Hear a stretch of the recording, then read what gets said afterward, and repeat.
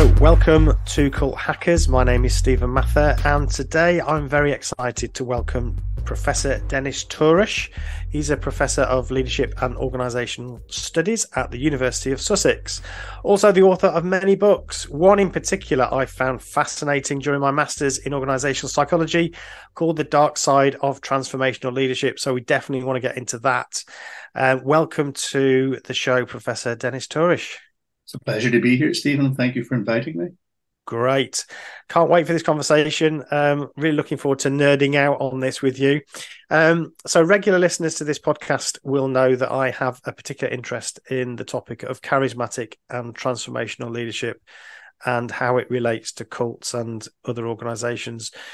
So we definitely want to really get into that topic. But first, maybe you could tell us a little bit about yourself and how you got into this field of study, please, Dennis.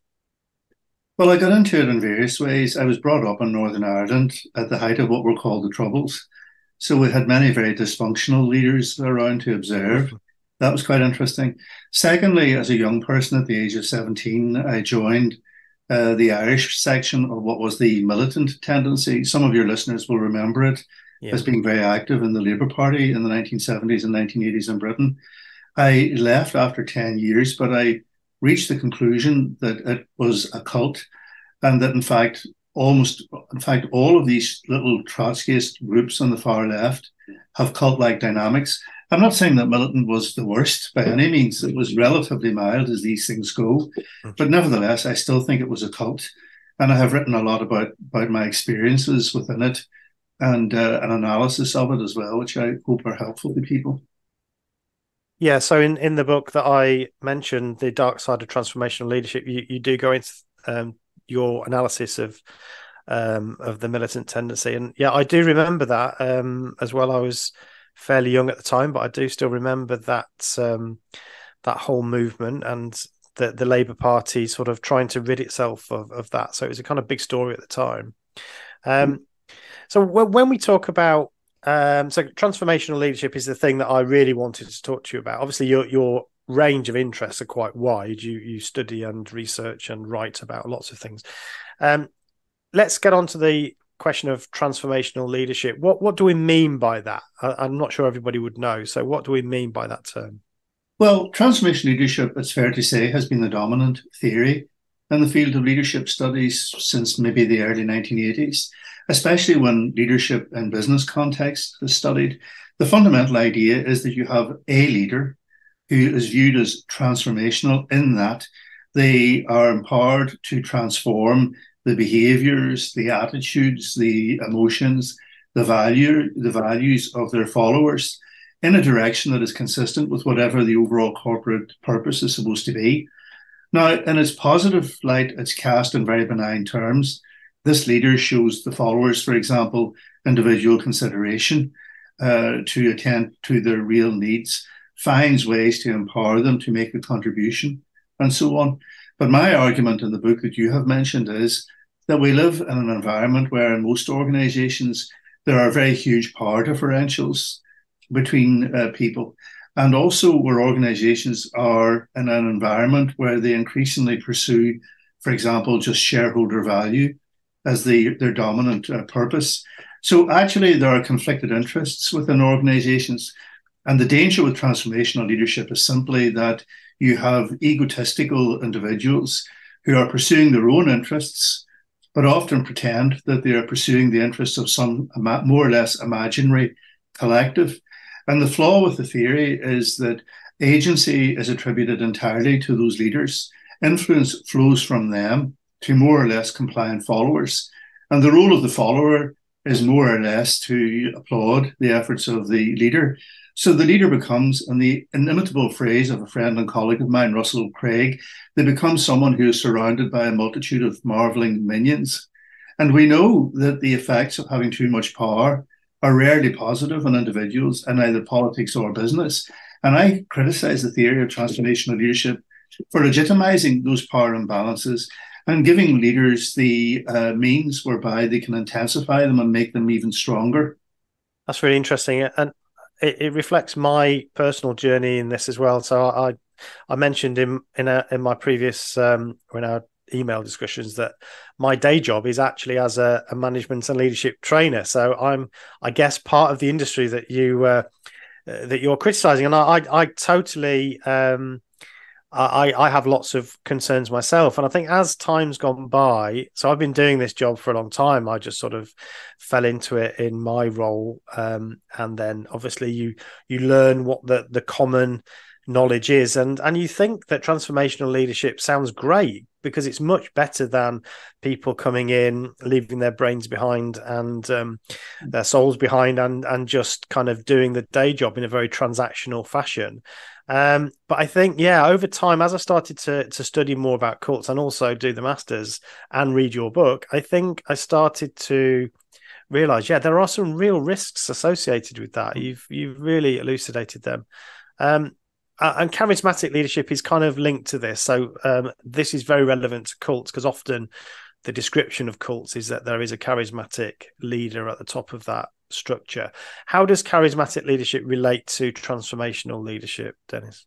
Well, it's actually quite difficult to distinguish between them, in that charisma, or the claim of charisma, is central to the actual practice of transformational leadership.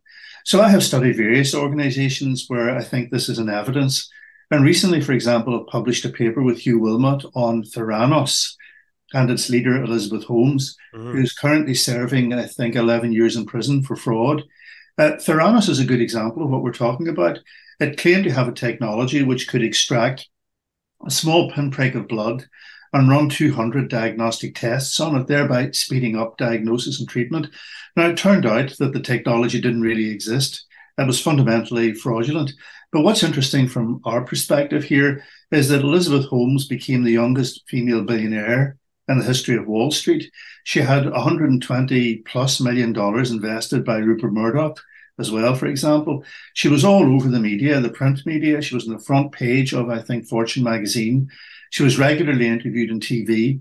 She was photographed with people like Joe Biden and so on. So she had a very strong media presence, a very charismatic approach. But she also overstressed, overclaimed the importance of what it is that she was doing as a way of binding people ever closer to the corporate ideal. So, for example, she claimed on several occasions that what they were doing at Theranos was the most important thing in the history of humanity. She claimed, and her colleague, conspirator, if you like, Sunny Balwani, claimed that what they were trying to do was to build something like a corporate religion. They, therefore, flowing from this, they got people to work very, very hard, very, very long hours. And on one famous occasion, Balwani, at a meeting of the staff, told them that if any of them didn't fully believe that this was the most important thing ever, they should get the F out now and leave. So it was a question of all in or all out. And that's very typical of cultic type environments in politics, religion, and as I have just tried to describe, in business. Yeah. So when did you start to... Was it that you said about the militant tendency and you started to recognize that you'd been a member of a cult? Was it then that you started to study leadership and management, or was that kind of on a separate track? That was on a separate track. I became an NHS manager for a period after I got over all of this and after I graduated. Then I became an academic and I studied it more. And at the time I began to study this, transformational leadership was very rarely examined from a critical perspective. In fact, there were numerous articles extolling its benefits, its claimed benefits, virtually none that looked at the risks that were attached to it. So I stepped into that fray and probably published one of the first critical articles on the subject way back in 2001, I think. Yeah, that's really interesting. I think there's a sort of moment when you start to... I remember my blood running slightly cold when I started to think about the topic a bit more carefully, especially around the alignment of identity. So that's something that I think is quite interesting. You talk about it in your book. So why is that particular risk around this sort of leadership style? Well, you mentioned the word soul earlier, trying to involve, and I think of transformational leadership as opening the door to colonizing people's souls. As an attempt, an extremist, for example, in Theranos, but not only in Theranos, in many organizations that we're familiar with, an attempt to abolish any distinction between people's private lives and their work lives. I noticed, for example, when Elon Musk took over Twitter, at the end of last year, one of the first things he did was send an email to people demanding that they become hardcore Twitter employees.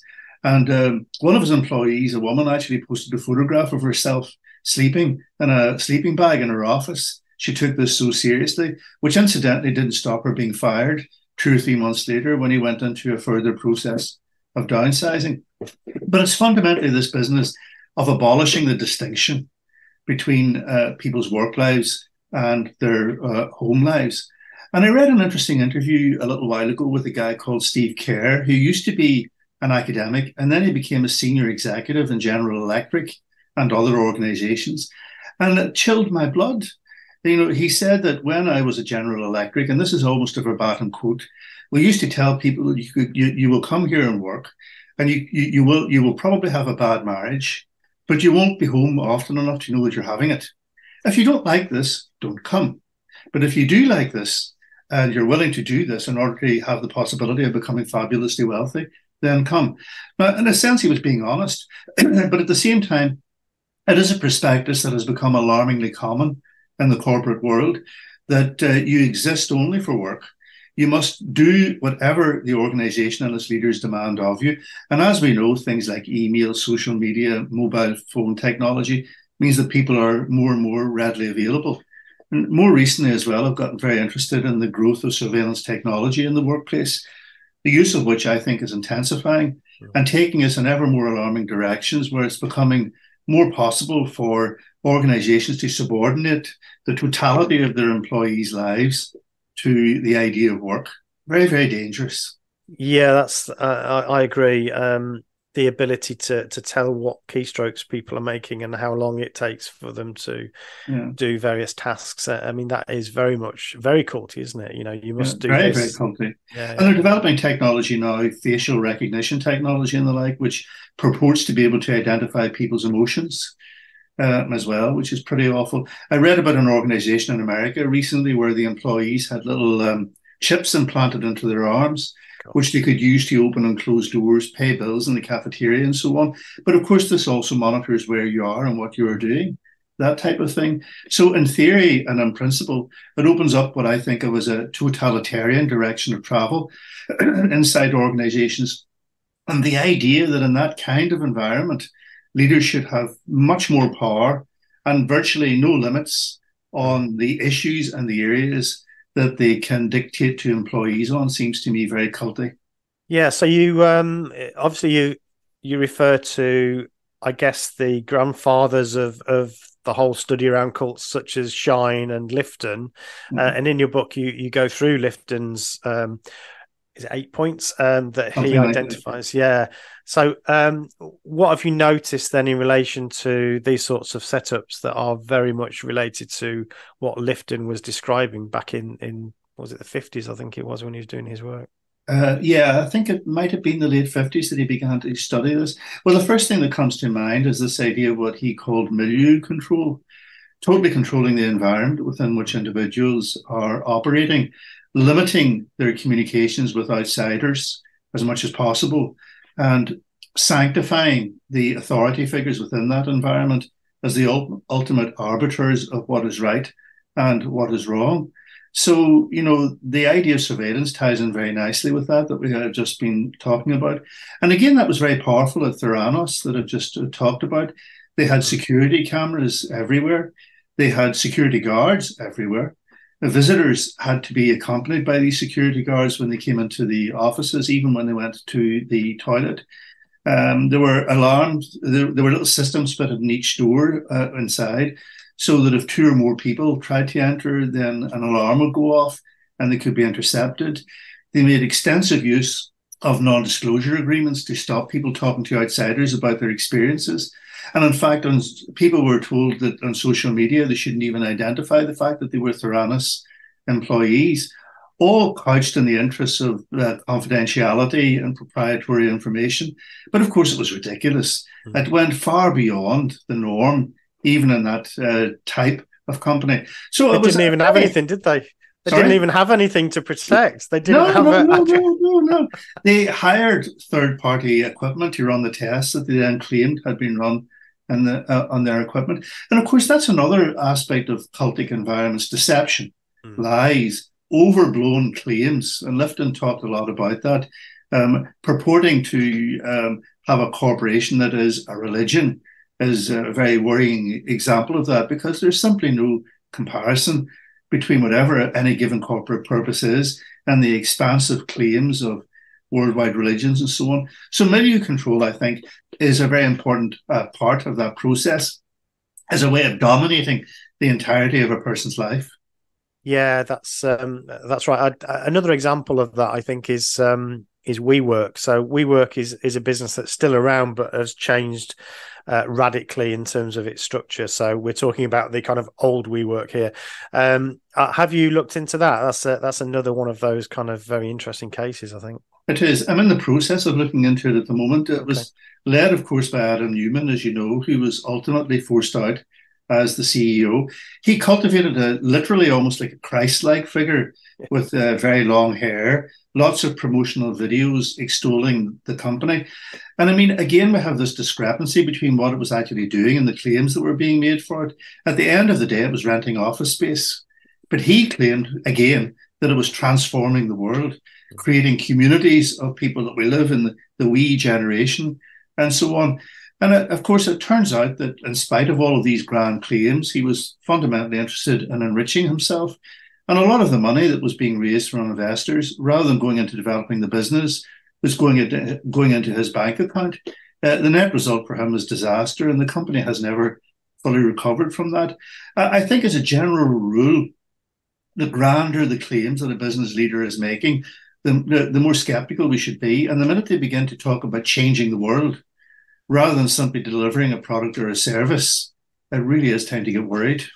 Yeah, I think that's good advice. And so one of the questions that me and Celine often debate is whether a cult leader is kind of like the first member of their own cult. You know, so whether are they doing this on purpose? Are they evil geniuses, or do they fall into this because they have an overinflated ego and they just don't quite know what's happening? I know we cannot know the answer to this for sure, but I'm just interested in your insights. Yeah.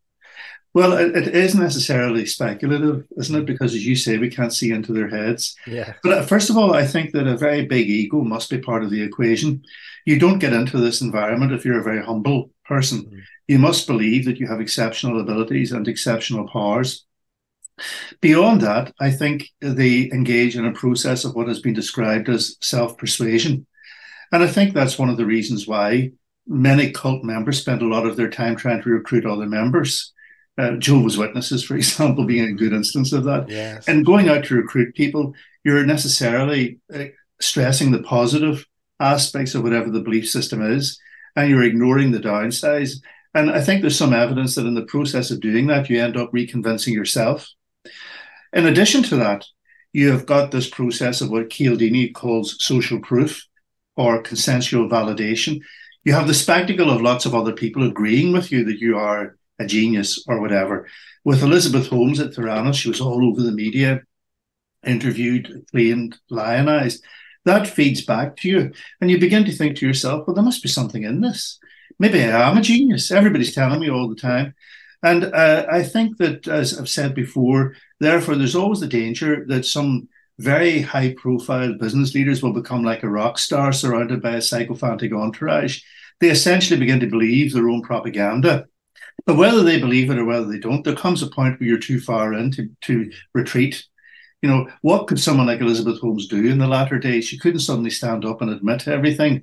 And all she could do, really, and I'm sure she genuinely did hope for the best, that at some point they would invent the technology that she claimed they already had invented. Something will turn up. It's always the mantra, you know. But there are so many examples of cult organizations, and going back to the Trotskyist far left, they're one of the best examples. They keep on doing the same thing year after year, decade after decade, with absolutely no progress, but believing that next time it will be different. Hi, I'm Tracy. And I'm Sharon. And we are Feet of Clay, Confessions of the Cult Sisters. So way back in the 1970s, we became radical Christians in the Jesus movement. We were promoted to leadership in the crazy cult commune Last Days Ministries, founded by none other than Christian music megastar Keith Green. Now we're sharing our decades-long escape from the trauma and abuse of extreme Christianity. We tell our own stories and also invite guests to talk about fundamentalism, purity culture, arranged marriages, child abuse, misogyny, homophobia, power-hungry patriarchy, and much more. Much, much more. So join us as we share our journey of healing and humor and how we finally found peace and joy on the other side. Feet of Clay, Confessions of the Cult Sisters, wherever you get your podcasts. Did you know it's estimated that there are over 3 million podcasts currently out there?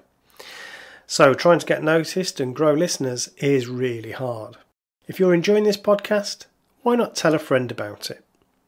We can be found on all the podcast apps, so please tell them to search for Cult Hackers. In fact, why not pause the show right here and do it now? You can find the pod link on our show notes, so you can just copy and paste it into a message or share it using your app. Thank you. Now back to the podcast. Yeah, and I think it's interesting that it's not restricted to any sort of political wing, so you've described straight out capitalism or capitalist organizations and also left leaning groups. So this is separate from that. It's on a completely different dimension, really. It is. It's obvious to me at the moment that, for example, the extreme right in the United States is beset with these types of problems. A friend of mine and cult expert, Steve Hassan, has written a very good book called The Cult of Trump, exploring the cultic dynamics in his among his followers, the MAGA movement as well, where people seem very, very committed to the cause, impervious, denying counter evidence, and always escalating their commitment. Beset by conspiracy theories and the like. So, these dynamics are widely there and very dangerous. Yeah, so actually that's quite interesting. Celine and I, just before this podcast, have just recorded another one where we talk about this whole question of conspiracism and the similarities to cults and why people are attracted to these, and that there seems to be a deep psychological need for some basic requirements, such as the feeling of autonomy and feeling of competence, and these groups, these leaders, both in terms of cultic organizations and conspiracy sort of gurus, if you like, they seem to be able to attract people using those needs, don't they? I don't know if you've sort of thought about that. Yes, I have, and been reading a lot about it in the recent period. I think human beings generally are uncertainty reduction creatures, and we strive to reduce it. There is therefore the temptation to go for an explanation that seeks to explain everything. And typical conspiracy theories do that. There's a hidden hand behind everything. Yeah. In the case of the far right in America, for example, there's often been, at least the implication of some kind of globalist Jewish conspiracy to take over the world. And you could think of many other examples. So it purports to explain everything. It claims to reduce uncertainty. And then it gives you membership of a group. Whether that is a virtual group or not is an issue these days, where you're surrounded by other people in an echo chamber who share the same view as you. And they reinforce your belief system and the conviction that these outlandish theories are correct. And of course, they're generally not correct. The biggest conspiracy theory around in recent years, of course, has been the idea that the election in America was stolen from Trump by Biden. Just think what that would mean. Thousands of people engaged in a conspiracy, thousands of them, none of them ever blabbing to their friends, their family, the media about what went on. The conspiracy also executed perfectly, which of course no conspiracy ever is in the real world. And of course we do have real conspiracies. But I think a conspiracy mindset is fundamental to the whole cultic dynamic as well. And cult leaders seek to reinforce that at every opportunity. We're surrounded by enemies. They want to steal our ideas. They want to steal our technology, which was one of the big conspiracy claims within Theranos. We have to be vigilant. We have to be united. We have to keep outsiders at bay, and we have to preserve the purity of our belief system, which includes very often the strong element of conspiracism. Another organisation that you talk at length about, obviously you've done a lot of work on, it's probably a bit of an older example, but the Enron example, which some of our listeners might remember. So in the UK, we probably just heard about it on the news as a kind of big organisation that went bust. But I mean, there's a very interesting backstory to that. Do you want to just tell us what you found out about that? Well, yeah, Enron was the biggest bankruptcy actually in US corporate history up to that point in 2001. And it had two principal leaders, Ken Lay and Jeffrey Skilling. Skilling has just been released from prison for fraud in the last year or two. Oh. Kenneth Lay managed to avoid prison by dying before he could be sentenced. But again, ultimately, like many corporate cultic environments, a lot of it was deception. How did it make its money? It made it by fraudulent accountancy practices, but at one point was one of the most highly valued companies in the world. Again, it developed a very insular mentality. Its key employees at its Texas headquarters were encouraged to work 70 or 80 hours a week, which is incredible. It goes back to that Steve Kerr quote, there's no way you can work those hours and have anything like a family life outside the corporate environment. They developed their own insular language. They were called Enronians. You weren't just an employee, you were an Enronian. Wow. And they also had this internal system, which is very interesting, which they actually adapted from General Electric, called rank and yank, where the employees were divided into three categories each year.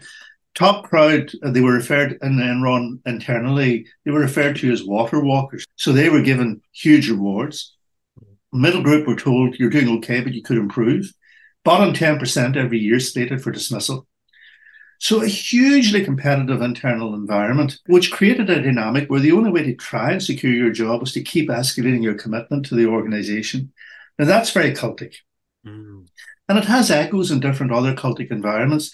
The people who prosper, if that's the right word, within these environments, who rise up and so on, are the ones who show the most devotion.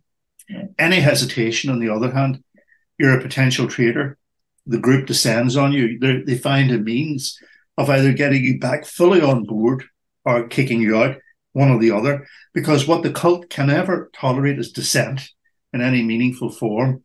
And the problem, and one of the paradoxes of this is, in business organizations, we do need dissent, because no one leader or no one group of leaders has all the answers, has all the wisdom that they need to solve their organization's problems. And the more complex the problem, the truer that is. Yeah, and going back to your rank and yank example, I think that's so fear is something that cults deploy quite effectively from their perspective, I guess. And I mean, for me, it's if you think about Jehovah's Witnesses, but many other groups like that, there's a very simple strategy. It is isolate you. So this gradual reduction in the amount that you have to do with anybody else outside of the organization or outside of the group, which means that you become totally dependent for your social needs and everything really on the group itself. And again, tied to identity. And then, of course, the fear is that you'll lose that. So you've got nothing else. You've got no safety net. This is the only thing you've got now. And that's the stick that they can wield to say, right, if you do this or you don't do that, then you lose this wonderful place, this only place that you have. And you're out on the outside then. Well, I mean, as you know, in cults, one of the key things that they do is they overwork the membership. The ideal cult member is somebody who devotes the entirety of their lives to what the group does, who reads only cult literature, who spends a lot of time trying to recruit other people, who gives up a lot of money, typically, to the group as well. And if you think about if you think about, for example, political cults, the people who then get most involved in them work for them full time, as I did myself for a period of years. And if that goes on for too long, when you come back out, you've got a great big hole in your CV. Yeah. You probably have interrupted education. You perhaps have minimal qualifications. The challenge of readjusting to the real world can be very it can be a huge strain and stress on people. I recently encountered somebody who'd spent something like 40 years in the Unification Church, aka the Moonies. And your heart goes out to people who have been through that type of experience. You know, it's very difficult to rebuild a life when you've been through that type of trauma.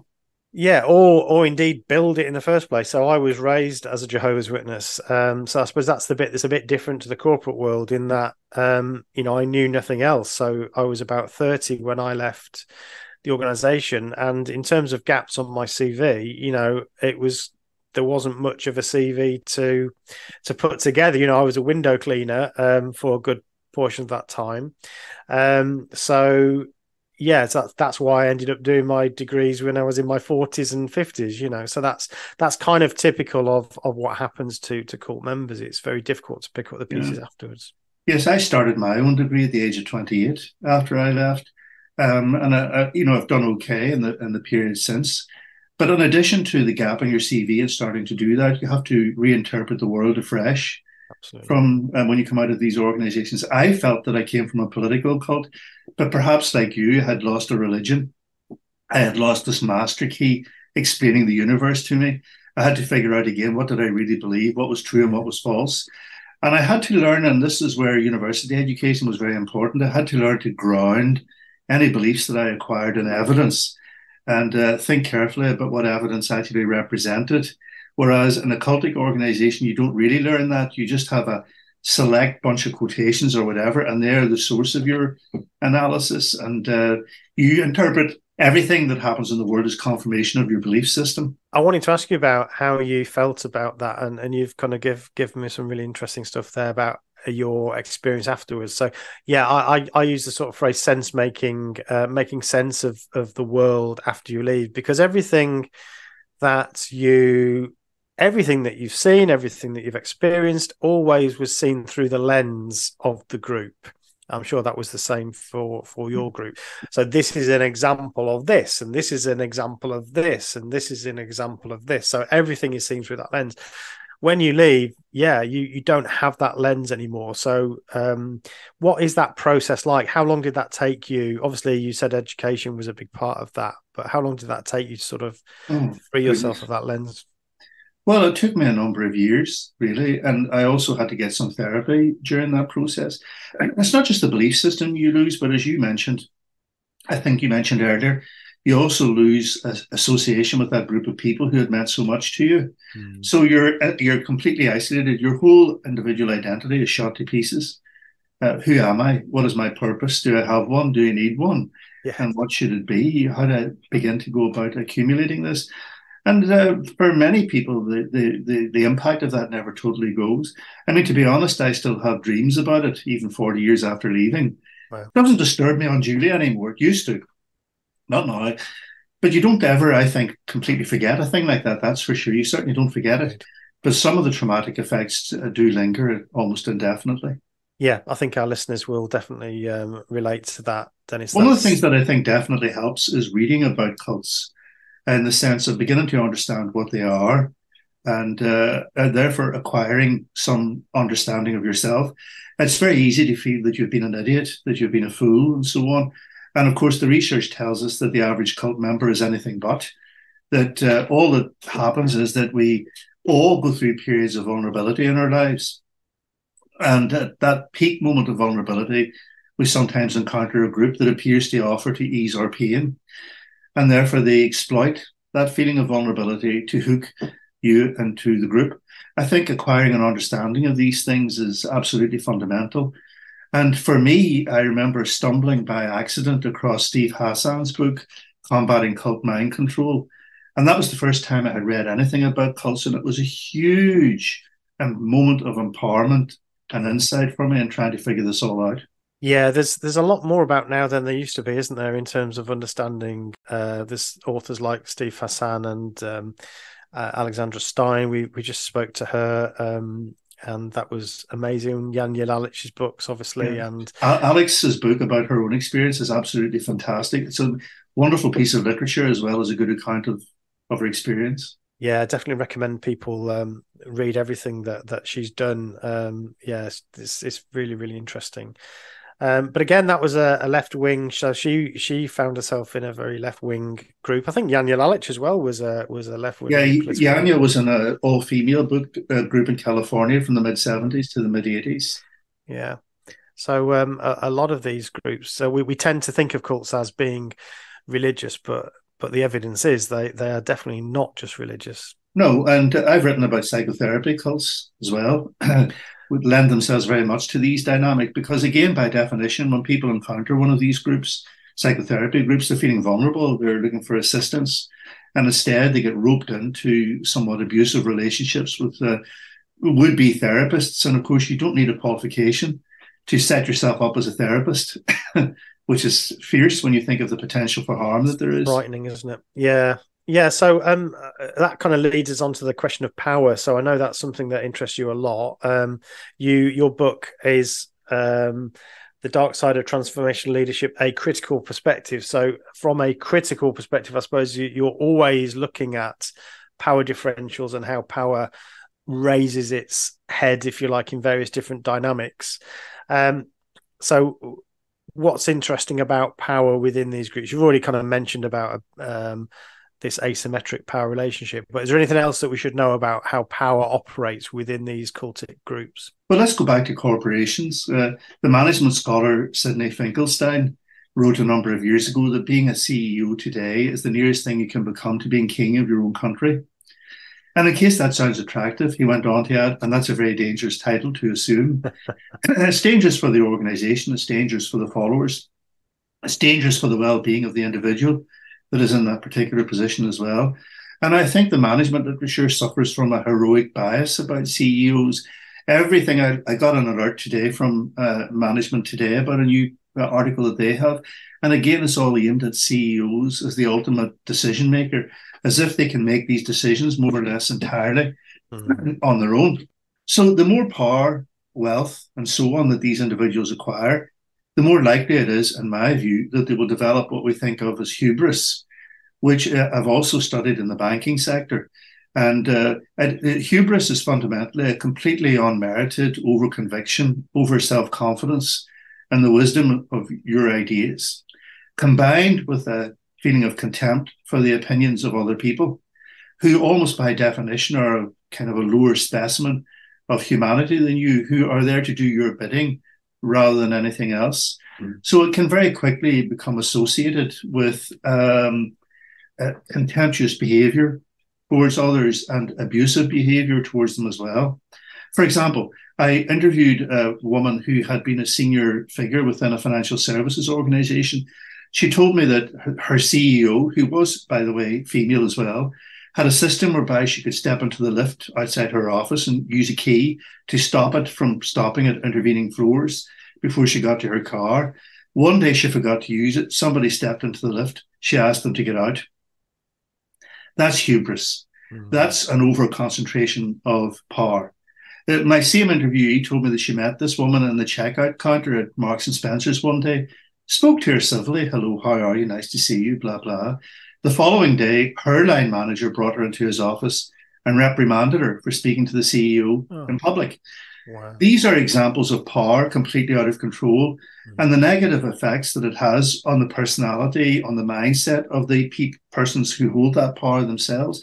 As I say, it isn't good for them, it isn't good for the organizations, certainly isn't good for the followers who have to become more and more compliant and suppress their individuality in order to appear to conform completely to whatever the value system of the CEO is. Yeah, so that makes a lot of sense. And I think reading your book, I was nodding along to so much of what you were saying. I think the thing that I left me with at the end, which I'm going to ask you now, is, okay, then what is the alternative? So let's have some thoughts around. So if we think about business particularly, how do we avoid businesses becoming this cultic type of environment with this cultic structure, this abuse of power?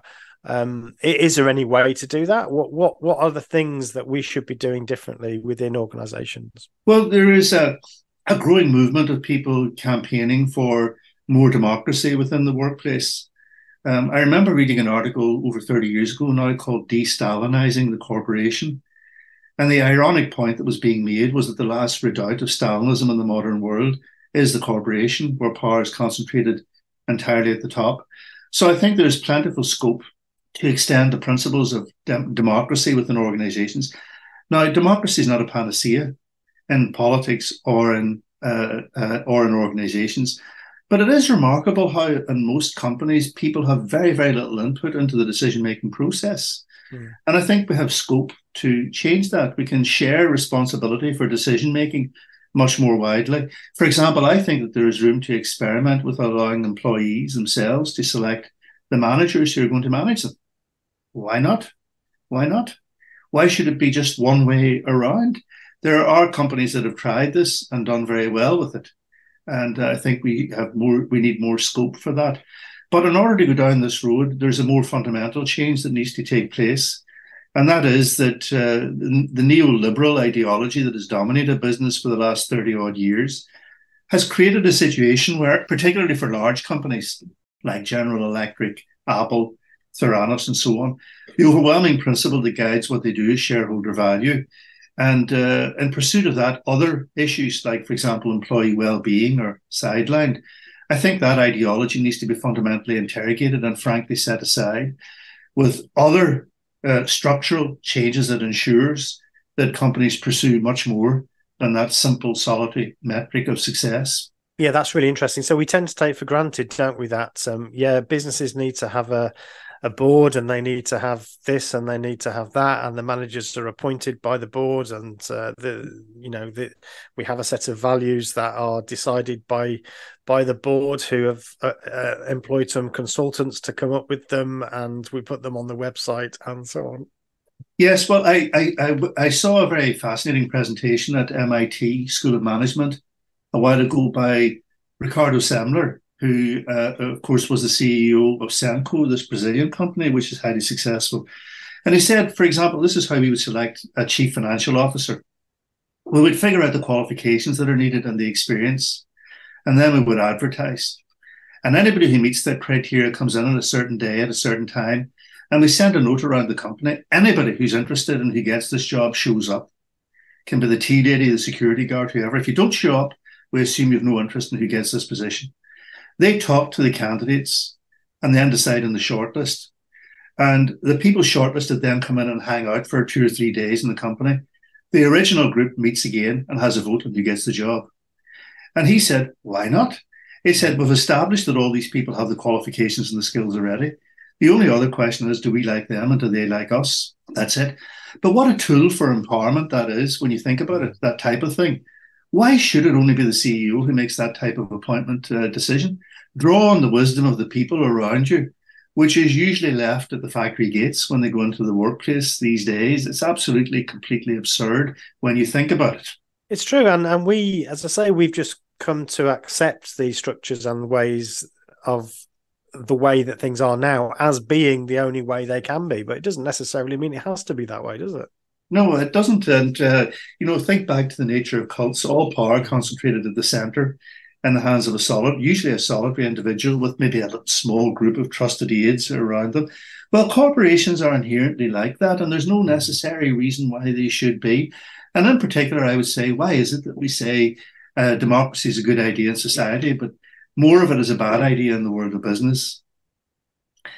It's a very good question. So, how do you get on with other academics in this field, Dennis? It sounds like you're shouting at or you're raising issues that actually might disturb many people who like the status quo. How do you how's that idea received? Well, it is true that there are mainstream management scholars who just take the status quo completely for granted. But there's also a significant group of people within the management academic community that challenge it. They're often referred to as the critical management scholars. And there's a very strong stream of them that are out there who publish various journals on leadership, management, and so on with an explicitly critical orientation. I mean, a lot of it, frankly, is rubbish as well from a different point of view, in that it's too theoretical. It's obsessed with some strange ideas by other people. It doesn't always relate to the world as you might think it should do. But nevertheless, it's good that the status quo is being challenged. And you're quite critical of the industry, I suppose, the the management gurus and I suppose the management training industry, what's all happening there in terms of evidence-based stuff. So tell us about that criticism. Yeah, I think, well, for example, if you take my field of leadership, a thing that has become very, very popular in the field in the last few years has been what they call authentic leadership theory, which purports to give you a means to be your authentic self in the workplace as a leader and therefore achieve all kinds of wonderful things. I think it's nonsense. I think the empirical base of it is virtually non-existent. Several of the foundational academic papers that were published supporting it have been retracted because of problems with data analysis. In other words, the literature supporting this theory was inauthentic in itself, which is very, very ironic. But the reason why it gained popularity, I think, is that, first of all, some mainstream management academic scholars have a vested interest in acquiring a side consultancy business and earning a lot of money. And of course, CEOs and their colleagues can be seduced by this because it's very tempting to think that there are 5 steps or 3 steps or 8 steps, whatever it is, 3 simple things you can do that will transform the people around you and make them superstars, super performers, or transform the organization in some way. The problem is that life is much more complex than that. Business is much more complex than that. There are beware of anybody who tells you that there are 3 simple things to do that will make you a millionaire or turn your business into a world-beating competitor. William Goldman, the famous screenwriter who wrote Butch Cassidy and the Sundance Kid, once said that about movies, nobody knows anything. Nobody knows what makes a successful movie. And this was a guy who was very successful at it. Yeah. Well, in a certain sense, that you can say similar things about business. Why is it that some businesses succeed? Why is it that some businesses fail? There are many factors involved, including one that is rarely examined, and that is luck, good fortune, and so on. So I think the temptation is for CEOs and boards to engage in what has been described as fad surfing, going from one fad to the other in search of quick fixes. They don't exist. But some of these delinquent theories that we're talking about gain traction because that is what they purport to offer. Yeah, and I suppose I've also got some concern around the methodologies of a lot of the research. So a lot of what we tend to call quantitative research is nothing of the sort really, because it's just surveys that people are making a kind of judgment on. I don't know whether you've got any thoughts about that type of research, all the dangers or risks associated with that. I think it is very dangerous. You're quite right that, especially in leadership theory, actually the primary method of investigation are surveys. Well, surveys have very, very strong limitations, and it's difficult to use them to establish causation, that A causes B, because really they very often just establish correlation. A happened and then at some point B happened. But then if I dance long enough in my garden, it's going to rain as well. It doesn't mean that my dancing has caused the rain to fall. That's a very strong danger with these types of methodological approaches. Now, solid research that actually can establish causality is, of course, very, very, very difficult to do. Yes. It might even turn out to be impossible. All we can have are tentative conjectures about what works and what doesn't work. But we need, I think, to open up the field to a wider range of methodological approaches. And we need always to temper our knowledge claims with some humility. We think that this might be the case, but it might not be the case. It's infuriating for people to hear that more research is needed, but very often that is the truth. More research is needed, and every knowledge claim is entirely provisional, especially in the field of the social sciences, and must be approached cautiously. Yeah, I think that's absolutely right. And the same goes for cults as well. Academic inquiries into cultic studies and how they work. I think the same goes for that. It's so difficult because you are it's social science, it's psychology, it's the way people are thinking, it's then how they report how they're thinking and feeling. It's very, very difficult to get to the bottom. Very difficult. Yeah. Very difficult. But I always feel that despite those difficulties, it's nonsense for some people to say that therefore we can say that cults don't exist. If we can't define it with absolute precision, it doesn't exist. The fact is that they do exist. They are, in my view, best viewed on a continuum. You have some sort of more or less benign groups at one end. You have very destructive cults at the other end, and I think the Jehovah's Witnesses are perhaps among that particular group. And cults can move back and forth a little bit on that curriculum as well. Okay, Dennis. Well, I don't know about you. You probably have many more important things to do, but I could literally talk to you all day and for a few days. So I've thoroughly enjoyed listening to your insights and your research into cultic practices in the workplace. It's something that really interests me. So thank you so much for coming on the podcast today, Professor Dennis Tourish. Thank you very much, Stephen. Thoroughly enjoyed it.